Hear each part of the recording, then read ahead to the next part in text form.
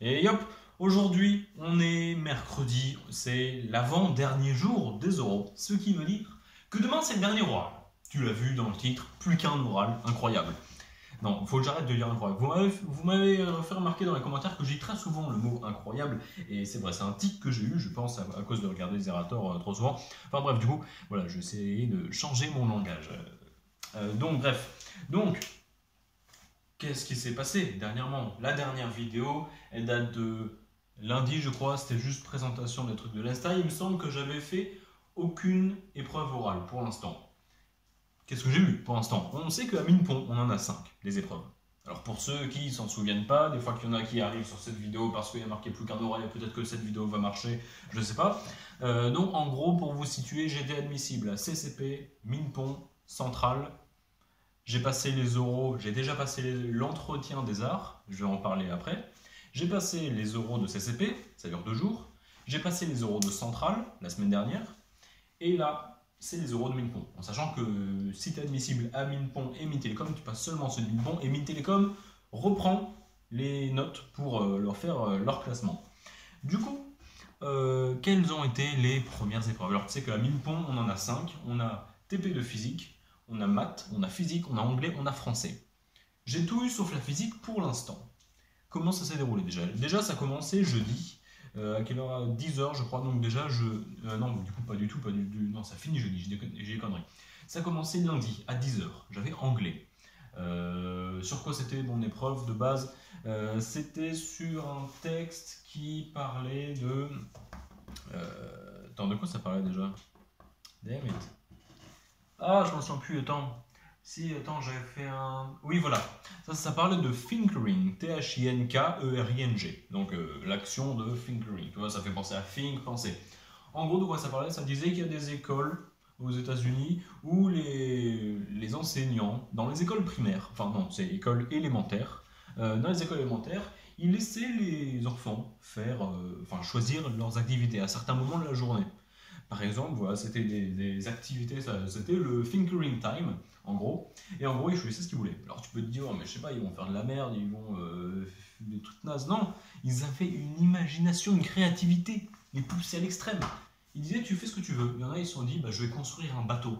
Le gamin, il a 8 piges, il dit, ok, il lui fournit le matos, il construit tout, il se fait un bateau. Il a 8 ans. Hein. Donc c'est incroyable. Et au fin, faut que j'arrête de le dire. Et du coup, voilà, c'est génial. Et du coup, ils ont dit bah, qu'en gros, c'était bien parce que bah, quand ils faisaient Thinkering pendant une année, ils voyaient que les résultats étaient bien meilleurs. Donc ça, c'était mon truc. J'ai dit, voilà, en gros, j'ai parlé du système de l'école, voilà. J'ai dit, en gros, est-ce que ça devient déviant maintenant? Est-ce que ça dévie du truc? Est-ce que c'est mieux? Est-ce que c'est mieux? Est-ce que c'est moins bien? J'ai dit au départ, bah, c'était très carré et tout. Voilà, tous les trucs très carrés étaient rangés pour préparer les enfants à aller dans les usines. Au final, bah, j'ai dit, alors on essaie de rendre la chose un peu plus sociale, on essaie à la fois de lui apporter des connaissances et des méthodes, mais aussi de l'éduquer, parce que c'est une grande part de l'éducation, l'école. Donc là, on essaie d'apporter vraiment un côté social, mais d'un autre côté, des fois, on est trop social avec les gens et on les pousse jamais assez, on leur donne tout cuit et des niveaux qui sont requis vraiment importants sont parfois, enfin des études importantes avec un niveau requis important sont parfois dénigrées parce que considérées comme trop compliquées et inhumaines, comme les prépas. Il y a eu pas mal de scandales là-bas. C'est juste des branleurs qui pensent que bah, c'est fermé à tout le monde, que c'est juste pour une élite la prépa, en disant, ouais, c'est une des pires conneries que j'ai entendues, et j'en ai parlé. Il y en a, ils disent que les prépas c'est nul parce que c'est pour former des ingénieurs, les gens ils en sortent, ils sont très riches, et il n'y a que leurs enfants, des ingénieurs qui y vont. Non, c'est pas du tout. La prépa c'est gratuit, tout le monde peut y aller. Les seuls qui ne vont pas en prépa et qui se plaignent de ne pas être allés en prépa, c'est qu'ils n'ont pas assez bossé avec, enfin pour l'avoir. Enfin voilà, du coup j'ai parlé de ça en anglais. Ensuite, on a eu épreuve de TP de physique. TP de physique, ah là, terrible. J'aurais pu voir de tout. Le goniomètre. Des TP d'élec, comme j'avais plutôt réussi à Centrale.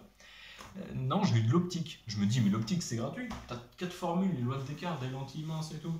Loi de Descartes, loi de Newton, conjugaison, agrandissement et tout, c'est facile. Que nenni. Comment dire que ce qui m'a pénalisé énormément, c'est le nom des instruments d'observation. Qu'est-ce qu'un collimateur? Qu'est-ce qu'une lunette? Qu'est-ce qu'un viseur? comment dire que tu vois, tu as trois instruments, tu as une source de lumière, tu as un truc un peu bizarre avec un réticule dedans et tu as un truc pour regarder. Il dit ok, tu as deux instruments, il faut les régler. Il dit il faut régler, c'était le collimateur et il faut régler la lunette de visée. Moi je suis là, bah il y a la source de lumière, on va régler les deux autres. Je regarde, bah là il dit regarde le premier, le collimateur, il faut régler. Il dit il y a deux réglages sur le collimateur et un sur le. Enfin je sais plus, enfin il disait un truc comme ça. Du coup je regarde l'examinateur dans les yeux parce que des fois il passe. Je regarde dans les yeux, je dis ça c'est le collimateur, ça c'est la lunette de visée et ça c'est la source. Il dit ok. Il me regarde dans les yeux, il dit ok. Je fais toute mon expérience, je vois que ça marche pas. Et 1 heure et demie d'expérience plus tard, c'est-à-dire 10 minutes avant la fin, parce qu'entre temps il y a eu beaucoup de théories, ça c'était infâme, j'ai galéré beaucoup sur la théorie. Je pense vraiment que je vais avoir une sale note parce que j'aurais pu 1000 fois mieux réussir. Et après 1 heure et demie de pratique, c'est-à-dire 10 minutes avant la fin, il me regarde et il me dit mais c'est quoi les collimateurs? J'ai dit bah je vous ai dit c'est ça. Il me dit mais non, c'est la source lumineuse le collimateur. Et moi je dis attends, mais ils disent dans le texte le collimateur il a une source lumineuse et un réticule. Je dis le truc là, dans lequel on regarde, il y a un réticule, une croix, une sorte de truc de viseur, et il y a un miroir semi-réfléchissant avec une source de lumière pour bien le régler. Il me dit oui mais non, ça c'est pas une source de lumière, c'est un instrument d'observation, pas d'éclairage. Et je suis là mais non c'est ça, c'est la source lumineuse le collimateur. Il me dit oui. Je suis là mais il est où alors le réticule? Il me dit regarde à travers. Et en fait c'est con parce que à un moment, il faut régler le truc, enfin je vous passe les détails, il faut régler pour faire une image à l'infini de la source lumineuse. Du coup, moi je m'attendais, comme on a vu des fois en TP, de voir les filaments de l'ampoule au bout quand c'était à l'infini, un truc du style. Bah là, je m'attendais à voir la même chose, des filaments. Il me dit non, c'est une LED. Et je me dis, bah je m'attends à voir un point ou je sais pas quoi. Et en fait, non, il y avait un réticule qui était dans la source lumineuse, qui est le collimateur du coup. Et c'était le réticule qu'on devait mettre à l'infini pour simuler que la source était à l'infini. Donc bon, j'ai pas trop compris là-dessus, donc je vais me faire exploser sur la note. Donc voilà, donc ça c'était mon TP de physique. Voilà, et puis après on a eu, du coup c'était aujourd'hui le truc d'après, ce matin français, l'après-midi maths. Le français, ça tombe sur un texte qui parle des tags. Il dit oui, au départ, à l'Antiquité, il y avait des graffitis. C'était un peu de l'art, c'était un truc, une expression individuelle. Maintenant, les tags, c'est juste pour que les gens disent regardez, je suis dans le clan machin des taggers, le clan A. Et après, il dit il détruit les tags, il dit c'est pas du tout de l'art, c'est des vandales, c'est des délinquants, c'est illégal et tout.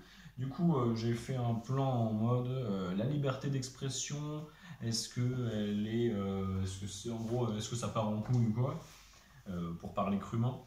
Et du coup, en gros, j'ai donné des exemples en mode oui, au départ, la liberté d'expression c'était bien, ça amène un autre pouvoir que celui de la force physique ou de l'argent, un peu en mode politique, comme ça les gens peuvent défendre leurs idées, même si c'est pas les plus baraquées, l'histoire de la liberté d'expression.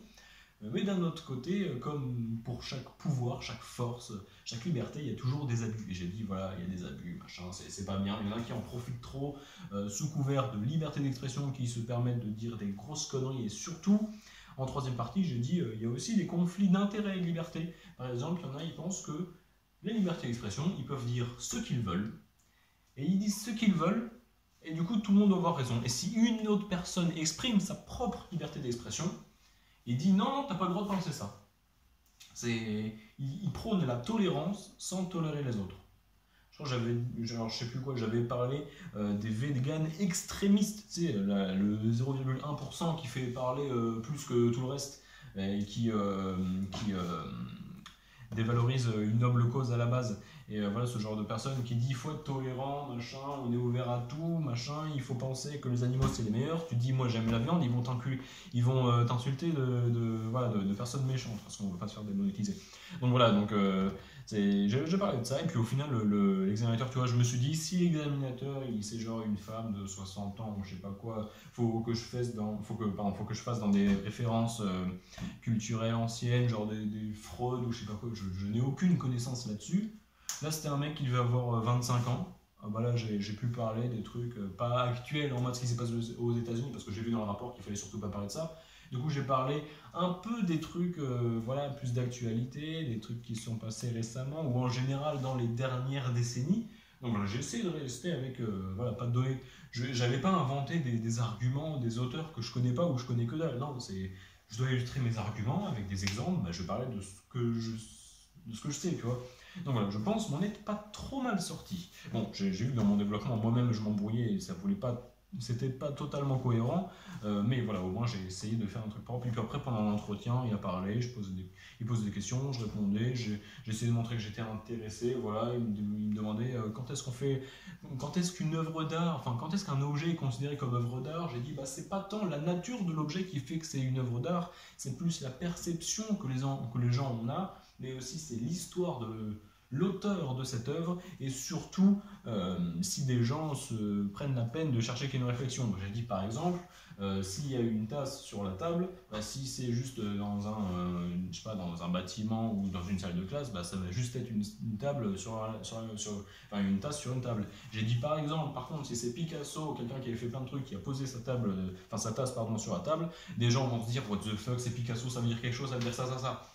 Donc peut-être qu'il y a ça, peut-être qu'il a fait exprès et voulait l'exprimer, ou alors des fois il y en a juste, ils cherchent des explications pour rien dire. Donc voilà, c'est pas vraiment l'objet, le concept en lui-même qui fait que c'est une œuvre d'art, c'est plus l'interprétation et l'intention qu'on fait autour de celle-là qui dit c'est une œuvre ou pas. Donc juste un tag comme ça tout seul, on ne peut pas vraiment dire quelque chose là-dessus. Donc voilà, ça c'était le français, et puis après j'ai eu maths. Il y avait l'analyse de l'algèbre normale, parce qu'en maths, au mine, c'est une seule épreuve qui reprend tout, 30 minutes de préparation. Non, oui, 30 minutes de préparation. Je sais plus, non, c'est 15-45, pardon. Enfin, 15-50, un truc comme ça, 15 minutes de préparation, 50 minutes au tableau.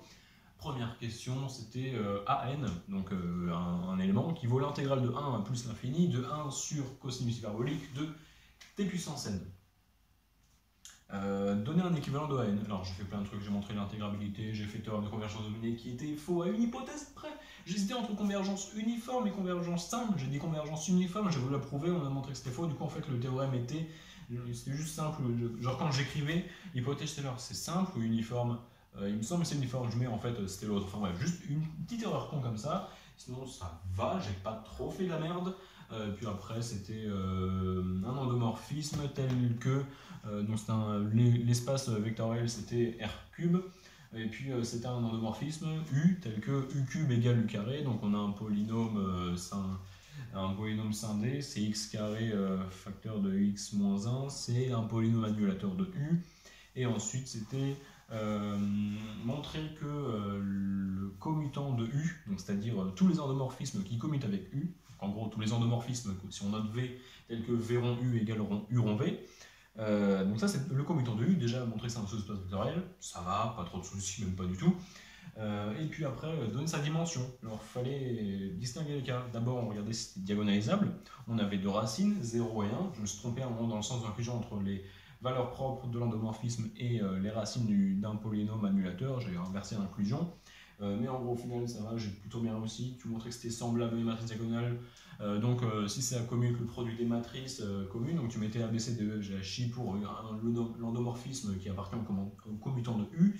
Tu avais des infos là-dessus. Du coup, tu disais bah, si c'est diagonalisable et que par exemple 0 est valeur propre de multiplicité, genre 3, alors la dimension c'est 9. Pareil, lorsque il est de multiplicité 0, c'est dimension 9. Lorsqu'il est 1 ou 2, c'est dimension 5, et après c'était... Donc ça c'était si c'est diagonalisable, et si c'est pas diagonalisable, c'était trigonalisable parce qu'on a un polynôme scindé tout court, et donc c'est une condition nécessaire suffisante pour que ça soit trigonalisable, et dans ce cas-là, j'ai pas le temps de le faire, mais on disait, pareil avec le produit de matrice, ça devait se faire.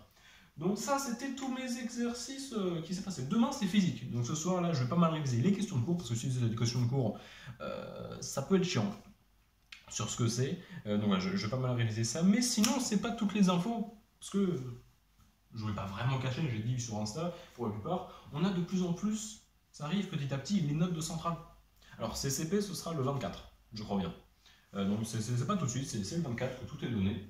Mine Télécom, je crois qu'il y a les premiers résultats, c'est aujourd'hui, ou je sais plus, ouais, non, pardon, c'est demain, donc le 18. Donc je crois que Mine Télécom, les premiers résultats c'est le 18, tu regardes sur Mine Télécom, concours-mine-télécom, un truc comme ça, il dit les résultats d'admission c'est le jeudi 18 à partir de 16h. Minepon, je crois que ce sera le 24 aussi, mais Centrale, on n'a pas encore les résultats, c'est-à-dire dire t'es admis à cette école-là, mais on a petit à petit les notes qui viennent petit à petit. Donc pour l'instant, les notes que j'ai eues, Alors, vous savez que physique 1, c'était un truc d'élève, j'avais plutôt torché, j'ai eu 12. Physique 2, c'était les ondes, j'avais fait full merde, j'avais rien réussi dans la préparation, j'ai fait la moitié de l'exo au tableau, j'ai eu 12 aussi. Qu'est-ce qu'on a eu d'autre? On a eu maths 1. C'était sur quoi maths 1? Oui, c'était le truc que j'avais pas totalement réussi, je m'étais un peu inversé, tout, c'était de l'algèbre. J'ai eu 9, donc ça va. Anglais, j'ai eu 13 en centrale, donc ça va aussi, il me semble avoir bien réussi, ça va, je sais à hauteur de mes attentes. Et là où c'est un peu un coup de gueule, les arts. Les arts, vous savez le truc, 4 pages en 5 minutes que j'avais un peu foiré, mais ça va parce que définition, question de vocabulaire, microcosme, j'avais répondu pas totalement à côté de la plaque. J'avais un truc qui se ressemblait très fortement à la définition. Le petit exposé sur internet, dès que je disais un truc, le prof de physique, il disait mais oui, putain, mais c'est vrai. Genre, du coup, il acquiesçait chacun de mes arguments. Alors, à part pour vraiment faire poker face, je comprenais pas pourquoi il a fait ça, si c'était totalement faux. Mais j'avais vraiment l'impression, objectivement, que c'était pas si dégueu que ça. Ça valait pas 18-19, parce que même l'exo de physique, je pars au départ, il fallait faire un passe-bande, je commence par faire un passe-bas, directement il me dit la connerie, je change et tout, puis j'analyse, au final avec une application numérique à faire pour trouver à la fin les résultats, donc j'avais presque tout réussi. J'ai eu 5. Tu donnes 5 à quelqu'un qui fait full merde, à quelqu'un qui n'a pas réussi à résumer, qui a aucune définition, qui l'exposé, il ne sait pas trop quoi faire, et qui n'a aucune idée, et tu as dû totalement tout lui donner pour l'exercice. J'ai presque fini l'exercice, j'ai donné la bonne définition, j'ai fait un exposé qui était plutôt convenable, et j'ai pas trop bien réussi le résumé du texte, mais c'était pas infâme non plus. Tu donnes pas 5. Et là, je serais prêt à parier tout ce que tu veux, que comment dire, je vais voir les autres notes. Mais si ça ne joue à pas grand chose, mon admission en centrale, je vais faire appel totalement. Parce que si, genre, je suis pas pris, mais de loin, que même avec 20, là, je ne serais pas pris, bah, je vais rien dire, je vais pas casser les couilles. Mais si ça joue à pas grand chose, mon admission aux arts, je sais pas encore si je veux y aller, mais si je veux y aller, ce serait quand même chiant que je me dise non, parce qu'il y a une faute de frappe. Donc si ça joue vraiment à pas grand chose, je vais vraiment faire appel. Et je vais dire, vous êtes sûr qu'il n'y a pas une connerie? Parce que j'avais pas du tout ce ressenti-là. Même s'il faut pas se fier au ressenti, il y a quand même des limites. 5, alors que tu pensais avoir fait un truc plutôt pas dégueu. Donc je serais prêt à parier que c'est une faute de frappe et que je devais avoir 15. Genre pas me dire j'ai totalement détruit. Non, je sais que j'ai fait des trucs faux. Mais je sais surtout que j'ai réussi à faire quand même plus que 5. C'était pas catastrophique, loin de là. Donc bon, je parie sur une faute de frappe et puis je verrai plus tard. C'est possible, hein, ça arrive. Hein. Ouais, il y a des gens, ils ont vu des résultats terribles aux écrits, ils ont fait appel, ils ont dit ah oui, excusez-moi, on a changé. Donc bon, je vais tenter si besoin est. Enfin bref, voilà, vidéo relativement longue, donc voilà, faut dire j'avais 3 trucs à dire, plus des résultats, plus expliquer des exos. Voilà, j'espère que ça vous a plu. Il reste plus qu'une épreuve, c'est demain, c'est physique, c'est la toute dernière épreuve orale, c'est la toute dernière chose, ou du moins l'avant-dernière chose à faire de la prépa, parce qu'après il y aura la liste à longuement étudier. Enfin, pas trop long, parce qu'il faut finir avant le 26. Donc bon, bref. Sur ce, c'était tout ce que je pouvais vous dire sur mes oraux à mine-pont et presque tous les oraux à mine-pont. Sur ce, je vous laisse. Je vous dis à la prochaine. A plus.